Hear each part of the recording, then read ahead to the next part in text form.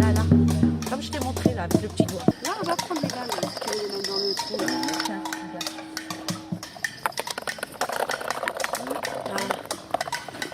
Là, Teddy, regarde. Là, là. Comme je t'ai montré, là, avec le petit doigt. Voilà.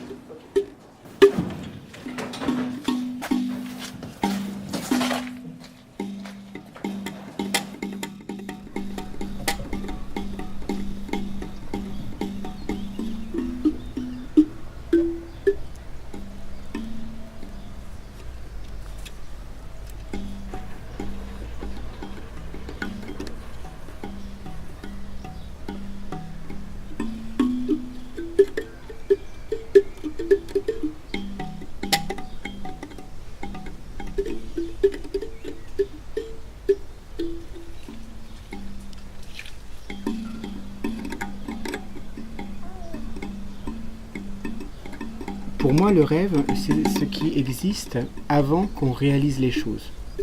C'est-à-dire qu'on croit que les rêves, c'est quelque chose qui n'est pas lié à la réalité, mais les rêves, c'est quelque chose qui s'ancre dans la réalité, c'est-à-dire qu'on formule des images par rapport à ce qu'on connaît déjà de la réalité, et on les formule pourquoi? Parce qu'on est porté par des désirs pour changer la réalité.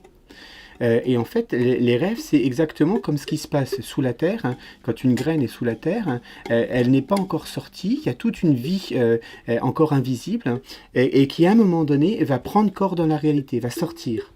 Et il n'y a pas de corps dans la réalité s'il n'y a pas un enracinement derrière.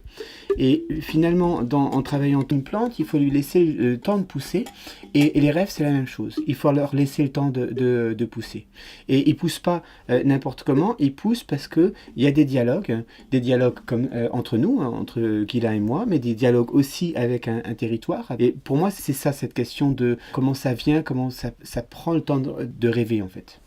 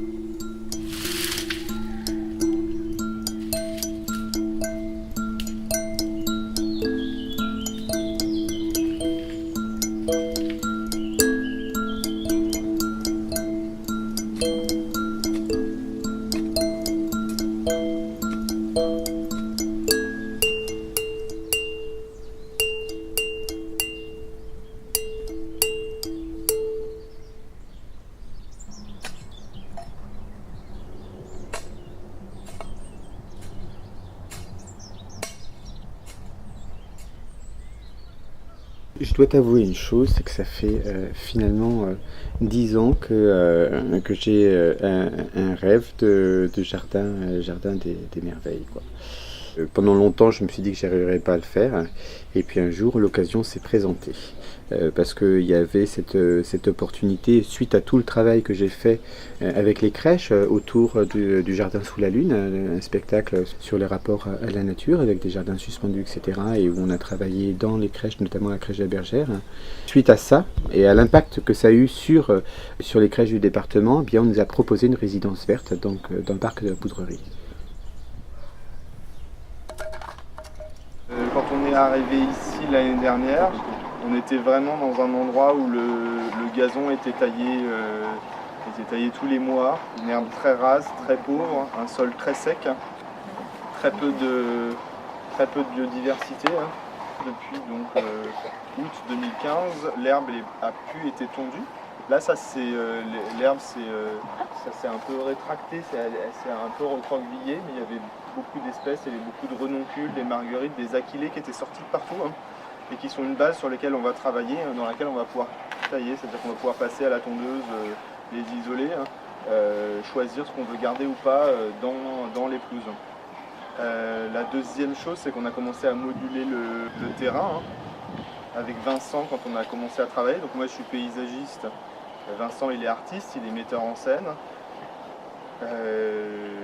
On a commencé une collaboration. L'idée c'était de trouver les moyens de dialoguer, de se comprendre. Vincent il a fait un croquis en disant voilà, je veux qu'il y ait un modelé de terrain, je veux qu'il y ait du relief pour que les enfants puissent monter, descendre, courir, suivre des petits chemins. Voilà, il a posé des principes à travers quelques croquis. Alors du coup, est-ce qu'on fait un plan? Moi je dis on ne peut pas faire un plan, il faut qu'on le fasse ensemble. Vincent, il a une pratique de sculpture, il est sculpteur, il fallait qu'on le fasse en faisant. Donc j'allais pas arriver et dire voilà le plan il est comme ça, ici à tel endroit il va y avoir telle chose, ici un potager et autre, mais c'est en le faisant et en le dessinant.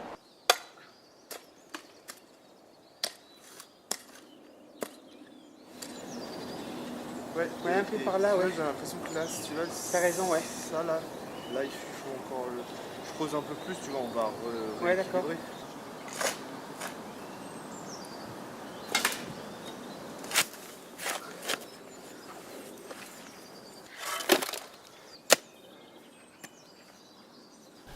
Dans l'histoire de jardin, on a rencontré à un moment un établissement d'enseignement agricole. Et du coup, ça a permis un temps de rencontre, d'explication et de partage de notre vision. Pour moi, c'est juste un moment, c'est une petite fenêtre de dire on peut faire autrement que ce qu'on vous montre et qu'on vous dit que c'est comme ça qu'il faut faire.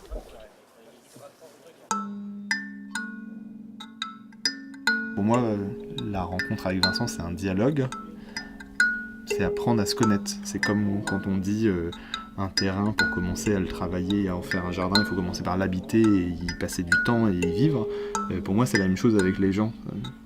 Les personnes, c'est passer du temps ensemble, apprendre à se connaître, dialoguer, trouver des points de connexion, de divergence ou autre, mais se connaître avant tout.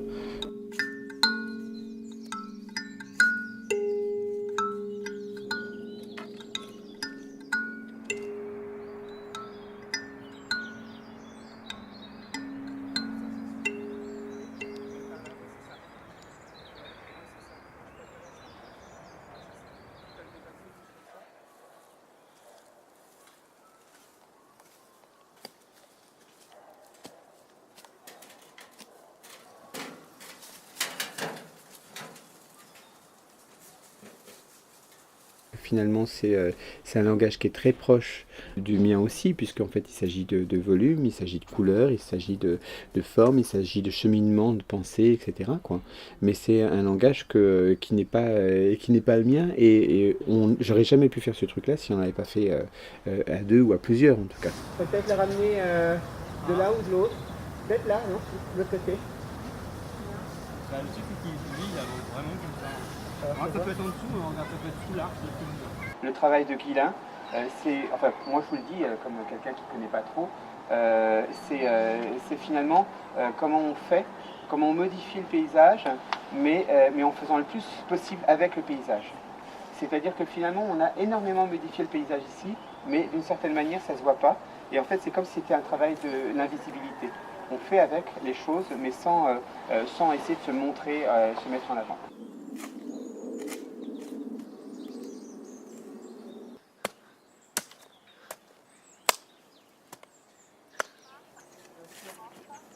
Ce qui m'a vraiment intéressé quand j'ai découvert le travail de Guillain, c'est que tout d'un coup, on pense plus du tout la culture pareil. Hein. On pense la culture pas comme quelque chose hors sol, mais comme quelque chose qui s'ancre dans un territoire. Moi, je suis plus jardinier que paysagiste. Je suis jardinier, donc c'est le travail sur le temps, c'est planter, laisser pousser, déplacer, ajuster, choisir, couper, tondre à tel endroit. Et ça se fait sur le temps.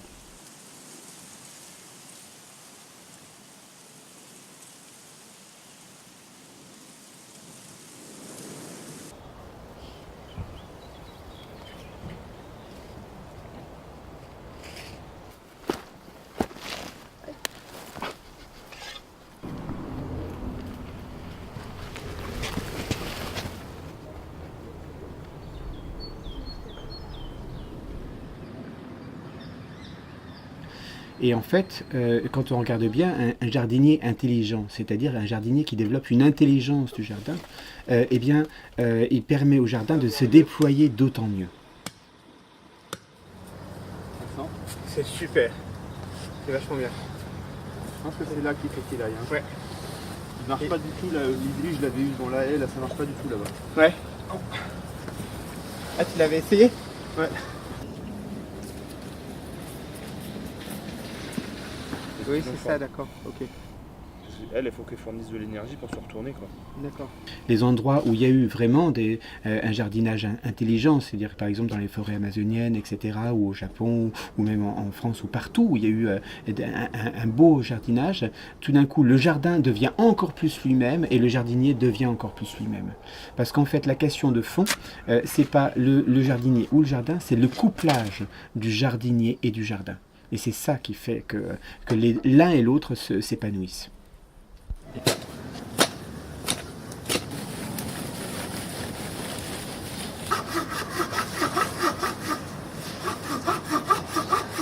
Si tu veux, pour moi, l'enfance, c'est le temps de la germination. Et que être vivant, c'est continuer à germer sans arrêt. C'est-à-dire qu'on est toujours en train de se régénérer et de se réinventer perpétuellement. Mais le moment où on se réinvente le plus, où on se régénère le plus, c'est le moment de la petite enfance. C'est le moment où tout s'invente.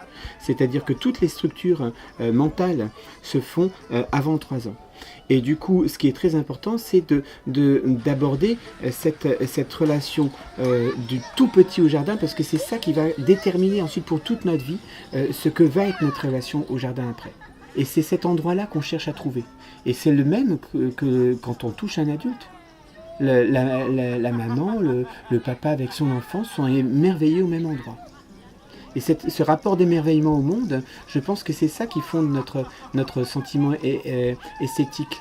C'est tout d'un coup, on est étonné, on est ému par des choses qu'on ne comprend pas. Et c'est ça qu'on essaie de toucher, en fait.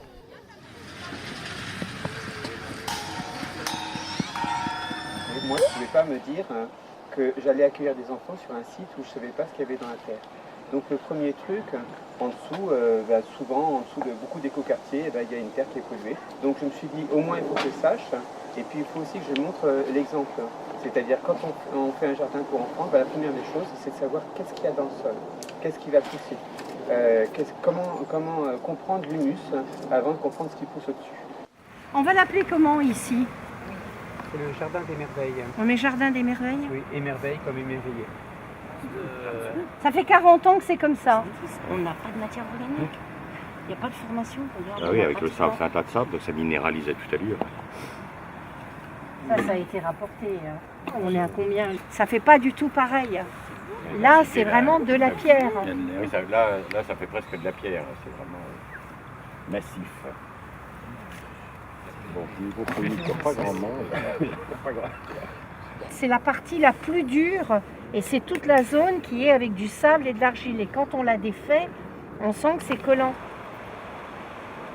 C'est des tests de terrain. Le plus facile à extraire, c'est l'élément fer. Alors normalement, on devrait avoir une couleur rouge champ en surface, parce que c'est là où il y a toute l'activité biologique du sol et qu'on a les éléments. Mais ça, ces couleurs-là, on les a en général beaucoup plus en surface, quoi. Il n'y a rien d'organique dedans. Là, non, là, on est vraiment sur un tas de ça.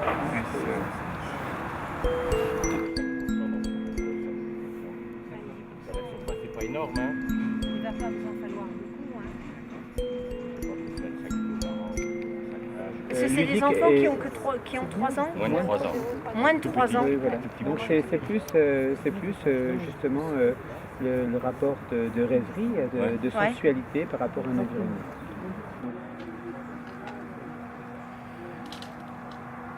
Au niveau de la nature du sol, il y a une toxicité? Non, il n'y en a pas. Il n'y en a pas, heureusement. Bien. Mais c'est chose qu'il fallait que... Oui, donc tu t'assures. Hein. C'est pour ça que j'ai fait venir la Clotilde Bourguignon. Hein.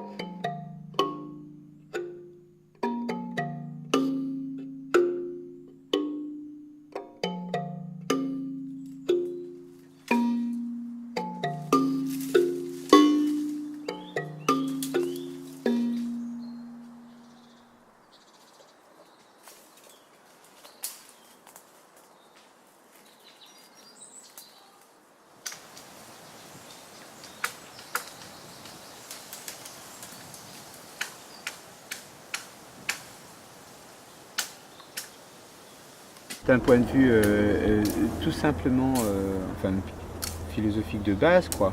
Le jardin, c'est ce qui n'est pas la maison. En fait, il y a une opposition entre l'intérieur et l'extérieur, entre le dehors et le dedans, entre le domus, ce qui appartient au maître, à la maison, et la silvia, ce qui appartient à la forêt, au sauvage. Parce que le jardin fait rêver la maison, et la maison fait rêver le jardin. Et c'est pour ça que je me suis posé la question de la maison dans le jardin, avec le pavillon. Parce que je pensais qu'il fallait qu'on ait une maison rêvée dedans.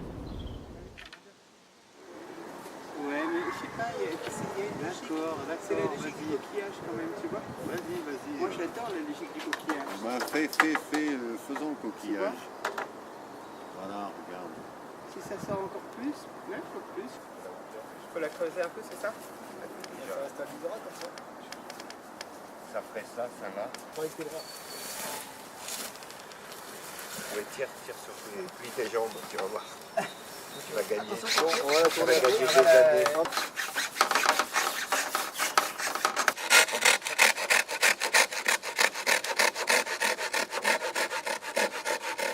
Ah, c'est 1000 fois mieux ça.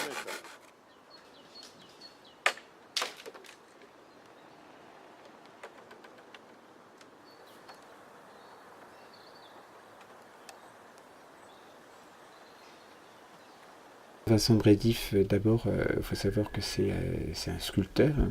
Et puis c'est quelqu'un qui a une manière de penser très libre et qui adore construire.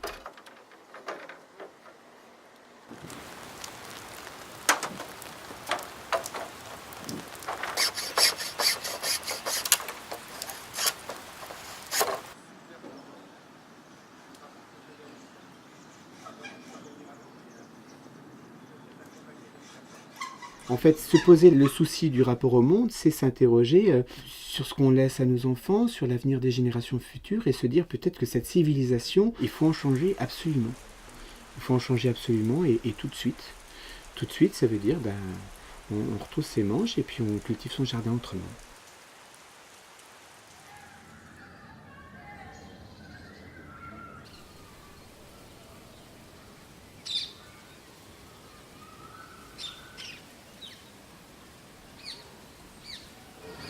Parce que tu vois, un endroit comme ça, qui n'est pas si éclairé que ça, l'ombre des arbres, l'ombre du bâtiment, etc., ça devrait être un tapis mousse.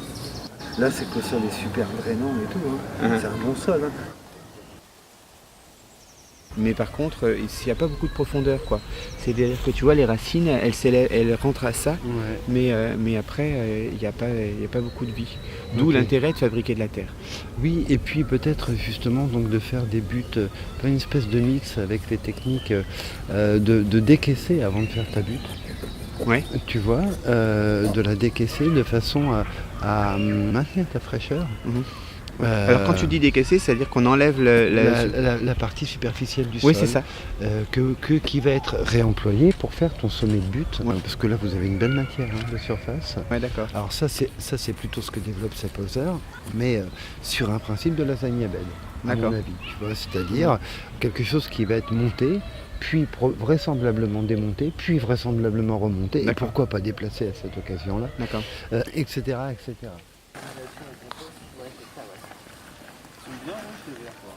Ah oui, ton barreau, les cartes on va savoir si j'étais d'accord. D'accord. Bon, bah alors ça va. Qu'est-ce que vous pensez qu'il y en ait une qui vienne comme ça ici? Elle est peut-être un peu trop arrondie. C'est vraiment vous qui décidez au niveau du dessin? J'ai envie qu'il y ait quelque chose qui se passe entre le mouvement du serpent et que la forme du serpent, elle tu vois, elle s'effacent des vagues, tu vois. C'est pour ça que j'avais l'idée du rayonnement autour du point d'eau centrale, parce qu'en fait, il y a aussi une circulation pour aller chercher l'eau, et que du coup, l'idée, c'est que ce soit ce qui importe, c'est pas tant les déambulations dans le jardin, mais c'est les déambulations par rapport au jardin, tu vois, par rapport au but. D'accord, ok.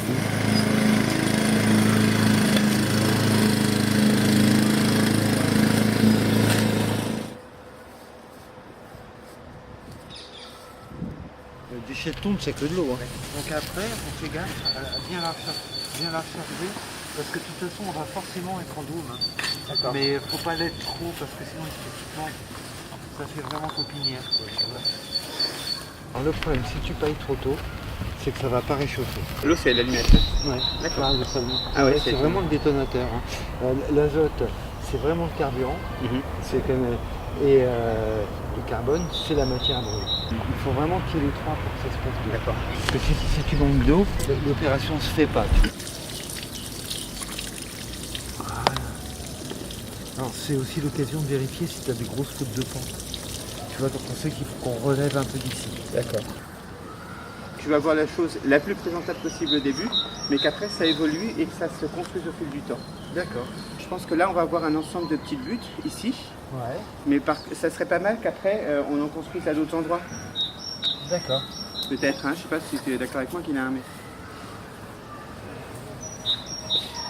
Ici, ça va être la forme du jardin. Donc ici, il va y avoir une sorte de gros château d'eau. On va récupérer la gouttière. Il y aura aussi des grosses sculptures.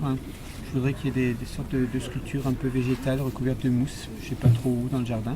En fait, moi j'ai envie de les faire avec une armature acier soudée et puis travailler dessus avec du ciment naturel avec du chanvre. Et puis retravailler tout ça avec très certainement, j'aimerais voir comment tout ça peut se lier au végétal. Que ce ne soit pas des objets, des artefacts posés dans le jardin, mais qui se mélangent au jardin.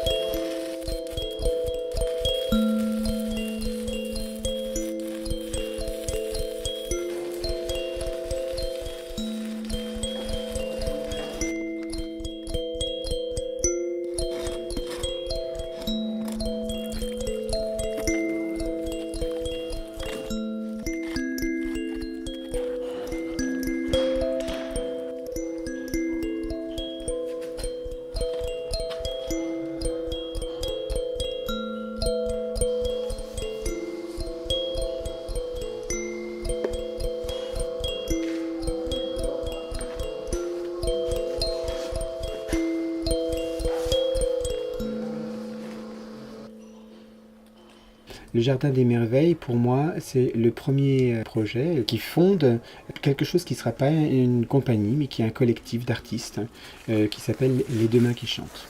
c'est-à-dire un ensemble d'artistes, de paysagistes, de gens qui ont leur personnalité et qui travaillent chacune et chacun en apportant ce qu'il est. Chacun est responsable de son travail.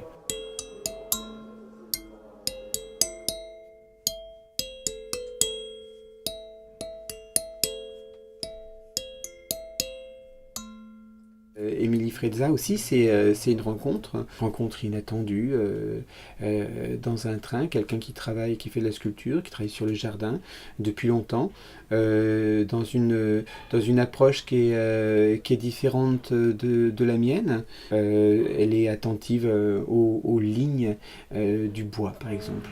Il s'enterrait progressivement, qu'il allait vraiment sous la terre. C'est ce que je te disais par rapport au fait d'interroger le sol aussi, le dessous, qu'est-ce qui se passe avec les racines, qu'est-ce qui se passe toute cette vie de trame, de mouvement, de lignes. Mais la graphite, elle révèle aussi la ligne. Là, c'est ce qui m'intéresse en fait, c'est que finalement, tu vois, ça recouvre pas, ça révèle en fait.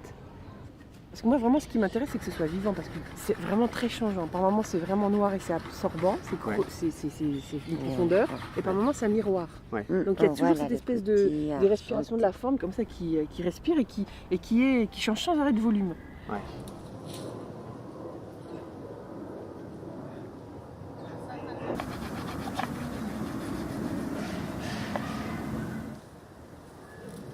Et là encore, pareil, il y a une position d'humilité face au bois. Est-ce que c'est l'artiste qui fait les choses ou est-ce que c'est le bois qui fait les choses ? S'il est là pour être au service de ce que les choses nous donnent à voir, eh bien ça change tout.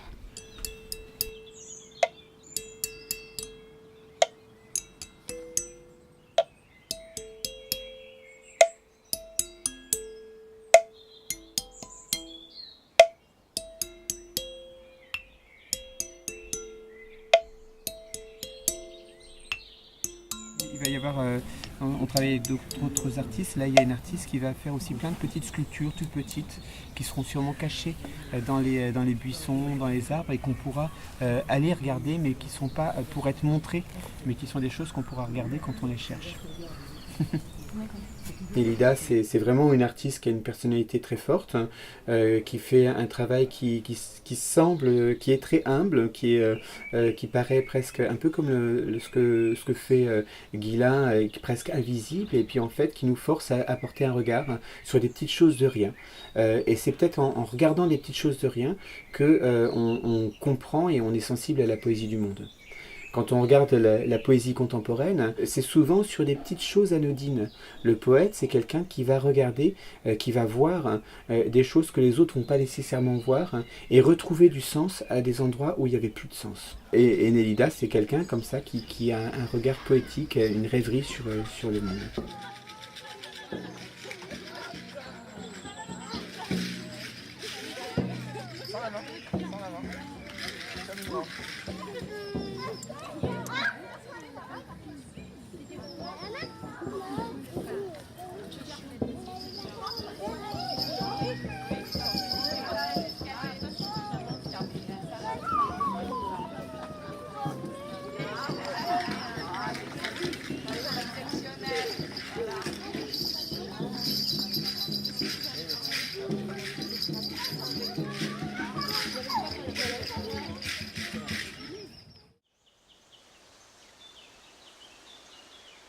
C'est certain qu'il faudra qu'on affirme beaucoup plus les sentiers par lesquels on passe et qu'on laisse dans les autres espaces une végétation qui est plus importante.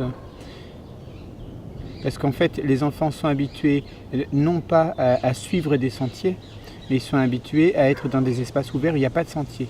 La ville, c'est un espace où il n'y a pas de sentier. Le trottoir, on peut le prendre dans n'importe quel sens, il n'y a pas un endroit où marcher. Et je pense que nous, si on veut redonner du sens aux choses, il faut qu'on redonne le sens du chemin, du cheminement. Et qu'il y ait quelques espaces ouverts, comme par exemple la petite agora où on se met tous pour danser, comme une place de village, ça c'est important. Mais je crois qu'il faut vraiment, dans un espace comme ça, ça fait partie de la réflexion sur le sol, par où on marche. Il faut vraiment penser le chemin, parce que le chemin par lequel on passe, c'est le chemin par lequel on pense. Et en fait, les deux sont intimement liés.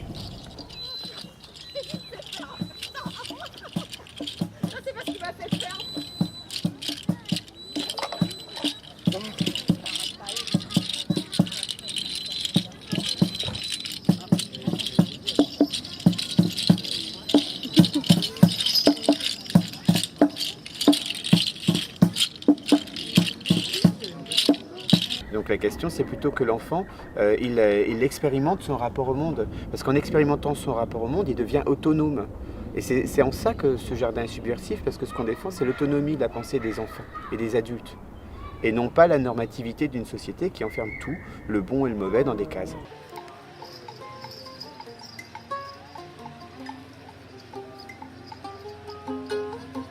Parce que la vie, ce n'est jamais que des dispositifs de quelque chose de l'ordre de l'aléatoire, du hasard, hein, qui prend corps au travers d'une rencontre. C'est-à-dire que le jeu, par définition, c'est la définition de la vie, et c'est là-dessus que se fonde l'idée de la liberté, qui n'est pas quelque chose qu'on va acquérir comme ça par la culture, mais quelque chose qui est inhérent même à notre statut d'être vivant. La liberté, ça nous est donné par essence, par nature.